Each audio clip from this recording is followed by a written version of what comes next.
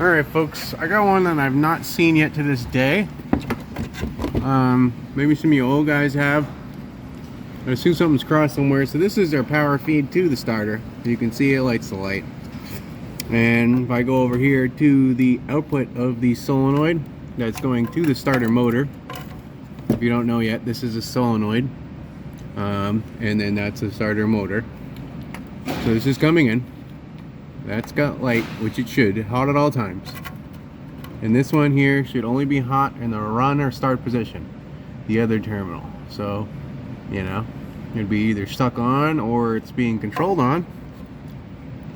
As you can see right here, that it is also being controlled on. So this starter is trying to start all the time. I would assume the starter is no good anymore. But now I gotta put it down and figure out why the hell it is trying to start. So I'll fill you in when I figure it out. I forgot that I already started looking at this in the parking lot weeks ago. I just opened the glove box. I already tried removing the starter relay to see if it was a problem, and it was like that. So I can bet you bottom dollar that it ain't the reason why that's doing that. So now I've got to dig further for any of you that were saying starter relay. It's not that, because it's not in the car. Alright, next thing I did was set up a test light. Our car's off, so it's right now I've got light. Let me back up. Light here, and I did have a light here. I wanted to find out which one was supposed to have power, and this 40 amp fuse. I'm gonna plug it in. I'm not gonna plug it in all the way. Lights though, maybe. There you go. And I took it out, which I'm probably not going to be able to show you. And then this was the only one that was left. These other two weren't powered up at all.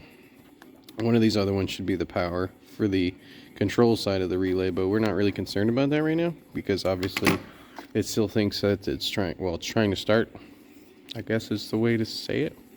Even with the relay out, so it's obviously not a control side problem.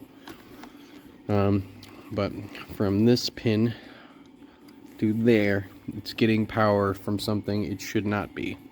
So I'm gonna dig and see if I can find it, and then I'll let you know. I'm kind of thinking it might be underneath this fuse box because mice like to eat stuff under here. So I'll show you this first. You'll see what I just filmed after, but basically I took this pin out, this connector off, and then I depinned this purple wire, which is what goes to the solenoid. I did a bunch of resistance measurements to try and see, like, yep, I'm on the right wire, because I got resistance from here to where it was unplugged, and with it undone I have resistance from here to all the way to that wire. So that is circuit, but I had no resistance to any of the positives over here, any of them. I have 1, 2, 3, 4, and 5. None of them were showing any sort of resistance. All were open circuits. So that's when I plugged it back in after depinning it, and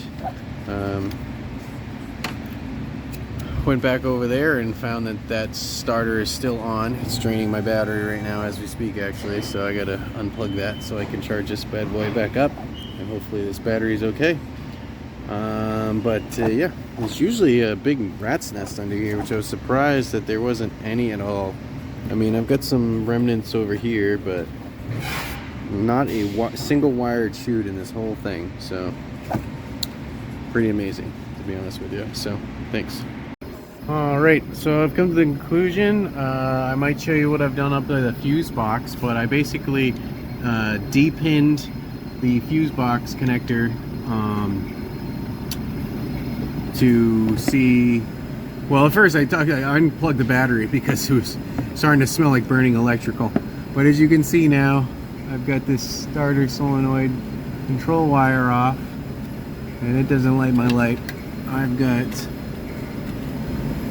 a dim light now because the battery's dying, but there's a dim light here, and then if I go touch this guy, there is still a dim light there. So the starter solenoid has failed, and now that it's unplugged, I know that there is no short to power on that wire. I'm not sure what I said in the first video, but yeah, this is first time I've ever come across this. But first and foremost, it needs a starter. And like I said, I've checked. There is no short to power on that wire at all. I have separated it from the circuit, so I know for a fact. At first I thought it was going to be the fuse box or something underneath the fuse box, but